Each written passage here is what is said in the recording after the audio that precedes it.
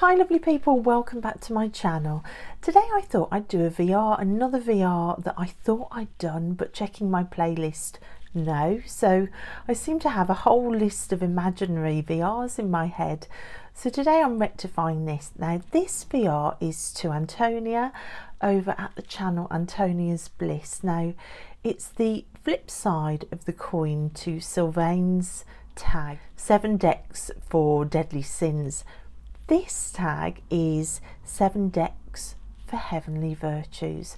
So I've got some lovely decks to share today. Now these are actually decks that I am currently working with. So they're decks that I've used since the start of 2022. They're decks that are currently out on the desk, decks that I'm currently loving. So I wanted to keep it to my current decks. So heavenly virtue number 1 is Prudence, your most practical all-purpose deck. I've gone with Tarot Avatara. This is by Gabby Angus West. Came in this beautiful, gorgeous page. The cardstock on this just makes you want to work with this deck non-stop. It's like a gorgeous sort of linen cardstock. It's just so beautiful, and the cards are wonderful. The guidebook is really good, and you kind of get imagined diary entries through Frida's own voice, which is wonderful. And the advice and the types of readings that I use this deck for just basically cover everything. If I could only have one deck and was given this one to work with, it would do everything.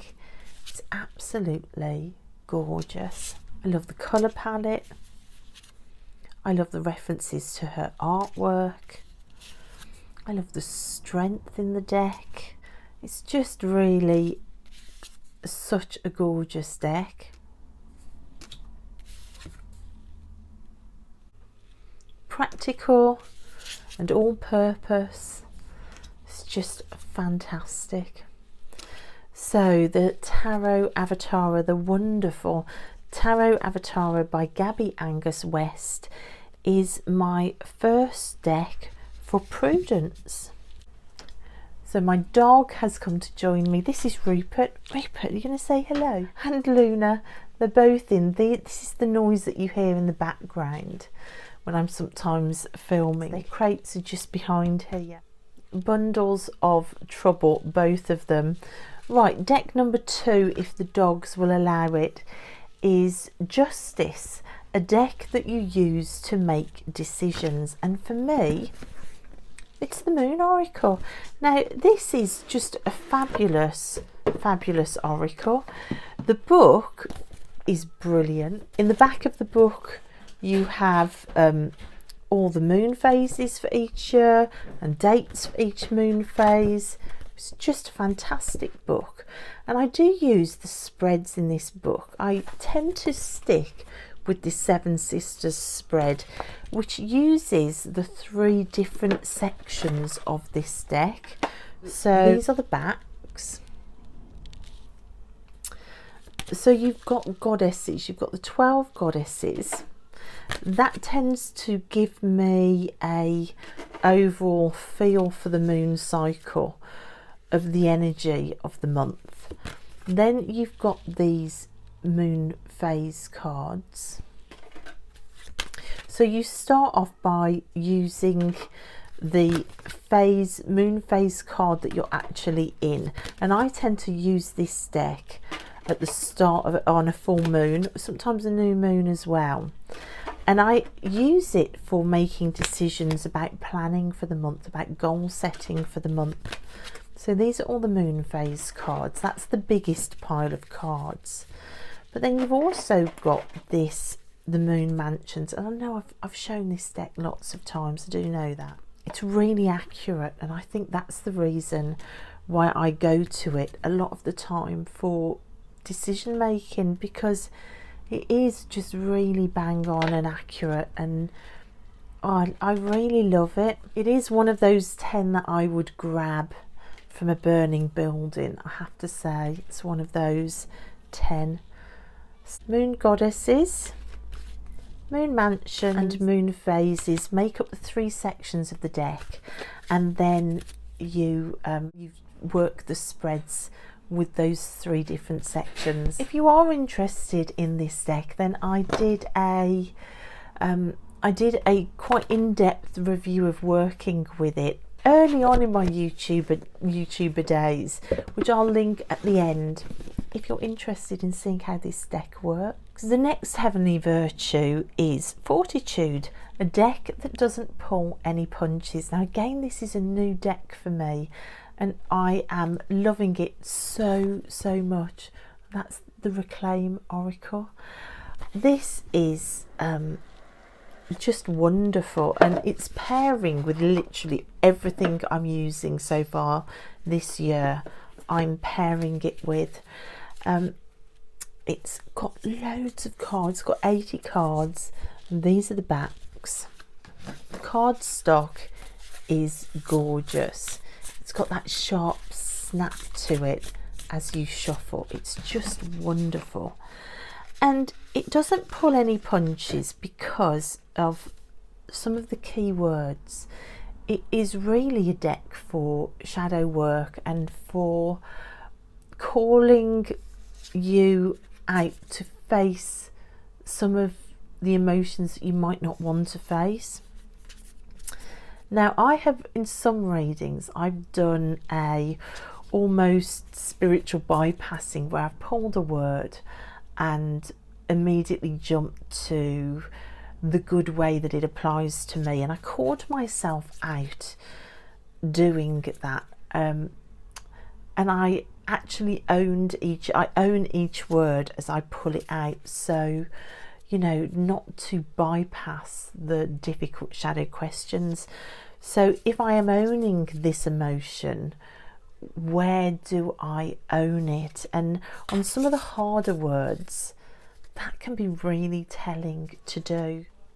So for instance, say a word like betrayal, rather than automatically jumping into journaling about, oh, the ways I've been betrayed, and to put on that cloak of victimhood to almost make yourself the better person, I've actually sat with that word and journaled on, where do I betray other people or betray myself? And here's another one, like a card like arrogance, rather than automatically journaling about being this person and all the people that have thrown arrogance my way and have tried to crush my spirit. I've done that, but I've also sat with the idea of, where do I hold arrogance? Is there anywhere in my walk where arrogance is stepping in? It's been so useful for that. But having said that, the booklet that comes with it, this little booklet, is also brilliant for not allowing you to beat yourself up too much. If we take that arrogance card again, you can see there's a page for each card. So the book says, arrogance is failing to see your value because I cannot see mine. It's faking greatness to convince myself that I belong in the light. Your kindness scares me. It makes me feel small. I need to walk over you to feel in control. It doesn't slap you around the head as much as give you a gentle nudge to really delve a little bit deeper into the shadowy sides of our emotions that we might not want to own as our own, even though they're in all of us. So I found this deck, this gorgeous Reclaim Oracle, fantastic on repeat so far this year, and I've been pairing it with lots of decks. You can see in these photos there are lots and lots of decks that it's just worked beautifully with, to the point that I'm literally not putting the deck away. So Fortitude, a deck that doesn't pull any punches, is the Reclaim Oracle. Okay, heavenly virtue number 4 is Temperance, a deck pairing that you love. Now, it was this prompt that made me choose from the decks I'm currently working with, because when I see any prompt that says a deck pairing that you love, I automatically want to share Zombie Tarot paired with the Chicoli, because I love that, but I've shared it so many times. So I thought, well, I've just found this year, this month really, a fantastic deck pairing that I'm absolutely loving, and it's this oracle, the Seed and Sickle Oracle deck. This is a Liminal 11 deck in its funky, amazing box in a box, which I shouldn't love so much because it's extra packaging, but I just think it's magical. Now, of course, this deck, which you probably already know, comes with the two guidebooks. You've got a Dusk guidebook and a Dawn guidebook. So it says on the back, in the Seed and Sickle deck, each card can be read in two ways, the Dawn and the Dusk, providing advice for every reader, whether you're actively working towards a goal or focusing on mental well-being. So the Dawn readings for the cards are perfect if you're starting a new project, building new relationships, or focusing on revitalizing yourself. If you're looking for guidance on how to best take care of your body and your mind, then you open the Dusk booklet. So it says this booklet contains the Dusk readings of the cards for when you're looking for guidance on how to best take care of body and mind. So I've been using this oracle this month with the Dusk booklet. I absolutely adore this deck. Look, here are the backs, and it's just beautiful.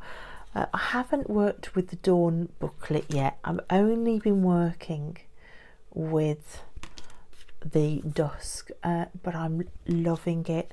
Of course, plants and the garden and ideas around flowers or nature. I love anything like that. This deck is absolutely gorgeous. But what deck have I been pairing it with? Now, the deck that I'm pairing it with wasn't actually one of my 10 for Lent decks, which I've decided to take part in. What I did, I took out another Liminal 11 deck, which is currently up there, New Chapter Tarot. I decided to not work with that, and instead I replaced it with this beauty, the Witch's Wisdom. I did that because Amy made me do it. I was watching Amy do readings on her channel, and she pulled a card that just resonated so much in a reading.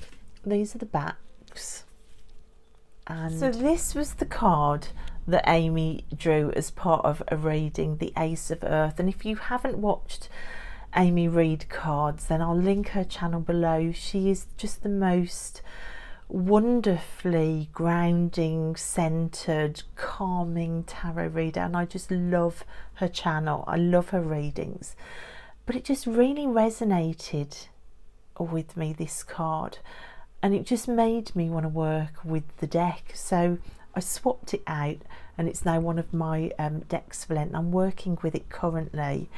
And of course, don't you know, the first reading I did the very next morning after watching Amy, this card came out as the underlying energy, so I felt certain that I'd done the right thing. Also, this card also came out for me, which was again part of some of Amy's readings, so it just really clarified that I was working with the right deck. But the Witch's Wisdom paired with the Seed and Sickle is absolutely gorgeous. I have absolutely adored the combination. The messages work beautifully. I think the cards are gorgeous together, like the art style. Also, the cardstock is kind of similar. If you can hear beeping in the background, it's Tilly playing on the TV at the moment. She currently has COVID, so we are battling through that at the moment. So it's a nice relief to come in and play with some cards. So yeah, this combination together has been really lovely. I mean, look at these cards working together. I've really loved it. So for Temperance, that is a combination that I've been working with so far this year. I love it. The Witch's Wisdom with the Seed and Sickle Oracle. Okay, prompt number 5 is Faith, a deck that you use for spiritual guidance. Well, the deck that I've been really pulled to in the last few months has been this Mother Mary Oracle, which is, again, it's just beautiful, it's calm, it's really lovely, and I'm kind of finding my feet with working with this oracle. I didn't just want to say pull one a moon's cycle, because I do that with my Weaver's Oracle. So this one, I've been pulling a card a week, just a single card a week, which goes on my desk in front of me, and I am going to show you a picture of what I'm looking at right now. Now what you're seeing is the card that I pulled yesterday, along with the Spirit of the Land card that I drew, and this blew my mind because I'd included these green zigzags because they were on all of the kids' paintings that they did in the garden, but you can see there are green zigzags coming out and over the top here, and for me that the vision that I had of a blue figure in the garden was actually underneath the tree, hence the fact that there's all of this blue here, but it matches the blue there. This is because under the tree there's like a circle garden, but I wanted it to be a garden of calm, and you've almost got like a garden underneath with grounding going down into the ground. And I said when I drew this card, this almost feels like water, like an octopus. Well, look, there's water being poured down there, then you've got the yellow in the background at the top. It just really struck me that these two cards just seem very familiar, and when I read the guidebook for this particular card, it really summed up for me what the garden has done for me, saving me on repeat. The card says, "I will ensure you find the way by which all can function in harmony. Trust me as I guide you into sacred union within yourself and with the world around you. Do not give up, beloved. Harmony will find its way into your heart soon." And for me, the garden has stepped in when I have been at my moments of truly giving up, and it was just so incredible to read those words and to see these cards next to each other. If this isn't a call back into the garden, I don't know what is. So for faith, for spiritual guidance, for messages from the universe, messages from above, whatever you want to call it, at the moment the deck that I'm working with for all of that is this really beautiful Mother Mary Oracle, which I also have a walkthrough of on my channel, and again I'll link that at the end in case you're interested. So we're up to 6 now, a Heavenly Virtue of Hope.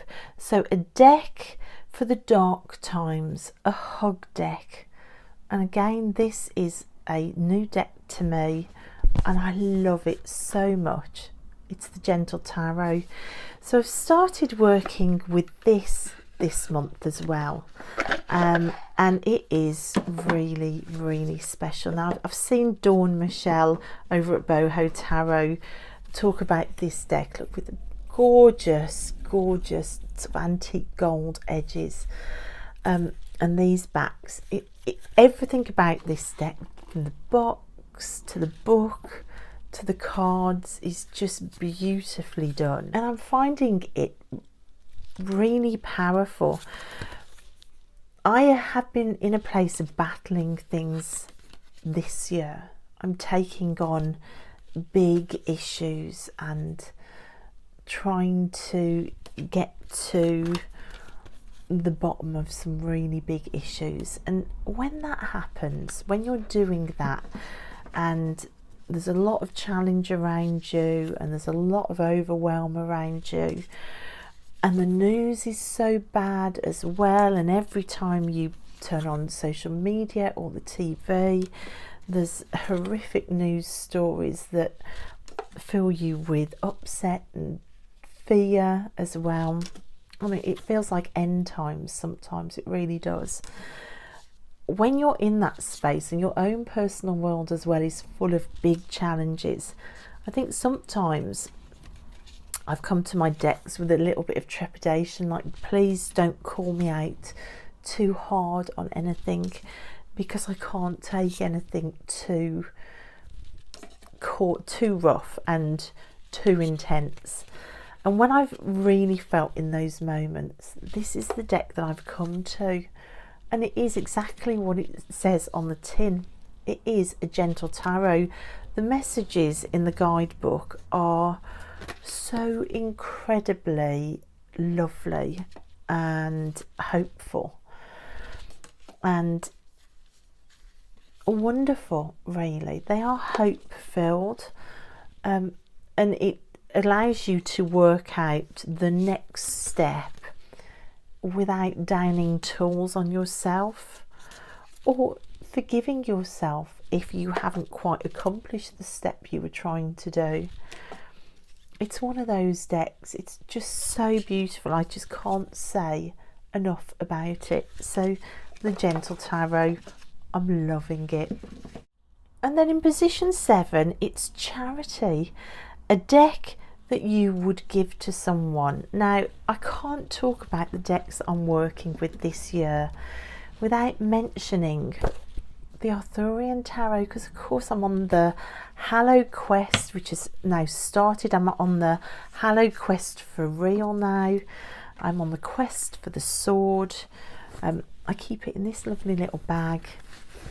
Now, I didn't realise that the Arthurian Tarot has gone out of print. I'm pretty certain it's out of print.